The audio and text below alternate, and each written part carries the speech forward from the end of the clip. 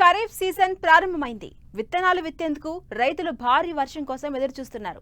ముఖ్యంగా తెలుగు రాష్ట్రాల్లో వర్షాధారంగా పండే ప్రధాన పంటల్లో పత్తిదే సింహభాగం. ఖరీఫ్ పత్తి సాగుకు సిద్ధమవుతున్న రైతులు తొలి దశలో ఆశించే చీడపీడల నివారణకు ఎలాంటి యాజమాన్య పద్ధతులు చేపట్టాలో తెలియజేస్తున్నారు బెల్లంపల్లి కృషి విజ్ఞాన కేంద్రం శాస్త్రవేత్త నాగరాజు.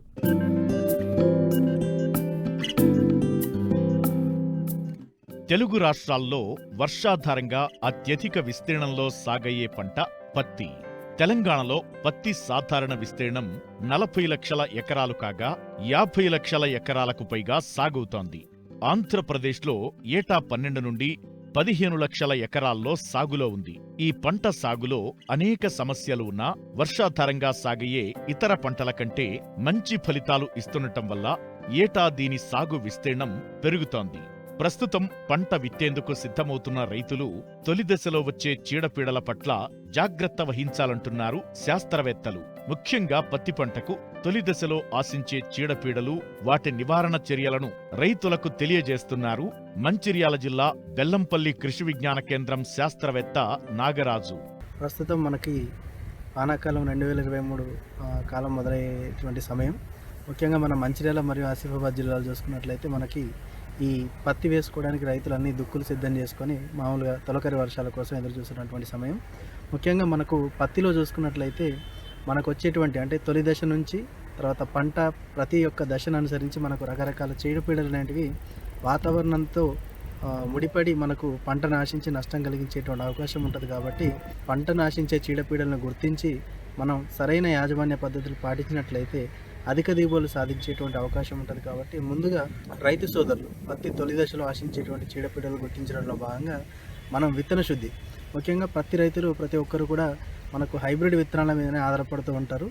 ముఖ్యంగా ఈ హైబ్రిడ్ విత్తనాలు ఆల్రెడీ మనకు విత్తన శుద్ధి చేసి ఉంటుంది. కాబట్టి ఎక్కడైనా విత్తన శుద్ధి జరగలేదు అని అనుమానం ఉంటే రైతు సోదరులు 1 కేజీ విత్తనానికి ఒక 5 గ్రాముల ఇమిడాక్లోప్రిడ్ 70 WS అనేటువంటి మందును లేదా 4 గ్రాముల థైమిథాక్సమ్ 70 WS అనేటువంటి మందుతో మనం విత్తన శుద్ధి చేసుకున్నట్లయితే మనకు తొలి దశలో ఆశించేటువంటి పచ్చదోమ, పేనుబంక, తెల్లదోమ, తర్వాత తామరపులు అనేటివి మనకు పంటను ఆశించకుండా పంటను కాపాడుకునేటువంటి అవకాశం అనేది మనకు కలుగుతుంది. అలాగే ఈ యొక్క మనకు అధిక వర్షాలు కురిసేటువంటి ప్రాంతం కాబట్టి మనకు ఈ పత్తిలో ఆశించేటువంటి వేరుకుళ్ళు, వడలు తెగులు అనేటివి మనకు ఆశించకుండా ఉండాలంటే 1 కేజీ విత్తనానికి మనం 10 గ్రాముల ట్రైకోడర్మా విరిడి లేదంటే సూడోమోనాస్తో కనుక మనం విత్తన శుద్ధి చేసుకున్నట్లయితే వీటికి విత్తన శుద్ధి చేసుకునేటప్పుడు జిగురు వంటి పదార్థాలు వాడుకొని మనం విత్తన శుద్ధి చేసుకున్నట్లయితే మనకు ఈ యొక్క తొలి దశలో ఆశించేటువంటి చీడపీడల్ని సమర్థవంతంగా ఎదుర్కోవడానికి అవకాశం దొరుకుతుంది. అలాగే మనకు పత్తి విత్తనం మొలకెత్తిన తర్వాత తొలి దశలో ముఖ్యంగా పచ్చదోమ మనకు ఎప్పుడైతే అధిక వర్షాలు పడి మబ్బులు పట్టినటువంటి సమయంలో ఈ పచ్చదోమ అనేది ఆశించేటువంటి అవకాశం ఉంటుంది. కాబట్టి వీటి యొక్క లక్షణాలు మనం గుర్తించడం అనేది ప్రధానమైనటువంటి సమస్య. మనకు ఈ పచ్చదోమ ఆశించినప్పుడు ఆకుల అంచుల వెంబడి మనకు మాడుకుంటూ ఎర్రబడి ఆకు అనేది లోపలికి ముడుచుకోవడం జరుగుతుంది. కాబట్టి ఈ పచ్చదోమను గుర్తించిన వెంటనే మనం ఒక లీటర్ నీటికి 5 మిల్లీలీటర్ల వేప నూనె 1500 ppm అంటే దీన్ని అజాడిరెక్టిన్ 1500 ppm అంటాం. ఈ మందుని కనుక మనం ఒక లీటర్ నీటికి 5 మిల్లీలీటర్లు కనుక కలుపుకొని మనం పిచికారీ చేసుకున్నట్లయితే ఈ యొక్క పచ్చదోమను సమర్థవంతంగా తొలి దశలో ఎదుర్కోవడానికి అవకాశం దొరుకుతుంది. అలాగే ఈ యొక్క పచ్చదోమ ఆర్థిక నష్టపరిమితి స్థాయి మించినట్లయితే మనం వాడేటువంటి ఇమిడాక్లోప్రిడ్ అనేటువంటి మందుని ఒక లీటర్కి 0.25 మిల్లీలీటర్ల చొప్పున లేదంటే ఫిప్రోనిల్ 2 మిల్లీలీటర్ల చొప్పున కలుపుకొని మనం పిచికారీ చేసుకున్నట్లయితే ఈ యొక్క పచ్చదోమను మనం సమర్థవంతంగా నివారించుకోవచ్చు. అలాగే మనకు ఉష్ణోగ్రతలు తక్కువగా ఉండి కొంచెం చల్లని వాతావరణంలో ఈ యొక్క పేనుబంక అనేది ఆశించేటువంటి అవకాశం ఉంటుంది. కాబట్టి దీనికి కూడా మనం పచ్చదోమకు వాడినటువంటి రసాయనిక మందులనే వాడి పురుగు ఉధృతిని తగ్గించుకోవచ్చు. అలాగే ముఖ్యంగా మనం పత్తి సాగు చేసేటువంటి రైతులకు ఈ యొక్క తొలి దశలో విచక్షణ రహితంగా రసాయనిక క్రిమి సంహారకాలు వాడకుండా మనం కాండానికి పూత పూసే పద్ధతి అనేది మనం చెప్తా ఉన్నాం.